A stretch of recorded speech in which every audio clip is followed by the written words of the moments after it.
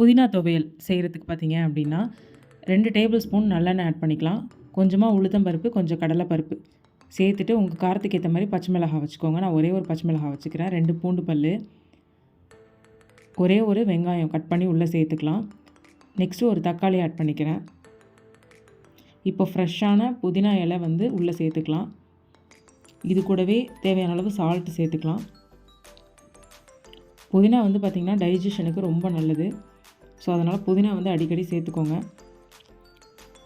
இந்த அளவுக்கு புதினா நல்லா வதங்கினதும் 2 டேபிள் ஸ்பூன் பார்த்திங்கன்னா தேங்காய் வந்து உள்ளே ஆட் பண்ணிக்கலாம். ஆட் பண்ணிவிட்டு இதை நல்லா மிக்ஸ் பண்ணி ஆற வச்சு ஃபைன் பேஸ்ட்டாக அரைச்சிருங்க. நெக்ஸ்ட்டு அதே கடாயில் கொஞ்சமாக ஆயில், கடுகு போட்டு தாளிச்சிட்டு அரைச்ச பேஸ்ட்டை வந்து உள்ளே சேர்த்துக்கலாம். இது கூடவே கொஞ்சமாக நான் தண்ணி ஆட் பண்ணிக்கிறேன். அடுப்பு வந்து லோ ஃப்ளேமில் வச்சு மிக்ஸ் பண்ணுங்கள். நல்லா கெட்டியாக வந்ததும் ஆஃப் பண்ணிவிடுங்க. நம்ம புதினா துவையல் வந்து ரெடி. இதை வந்து சூடான ரைஸ் கூட, அப்படி இல்லைனா இட்லி தோசை கூட வச்சு சாப்பிட்லாம். ரொம்பவே சிம்பிளான ரெசிபி. கண்டிப்பாக ட்ரை பண்ணுங்கள். எப்படி இருந்ததுன்னு கமெண்ட்டில் சொல்லுங்கள். இன்னொரு இன்ட்ரெஸ்டிங்கான வ்ளாகில் உங்கள் எல்லோரையும் மீட் பண்ணுறேன். See you.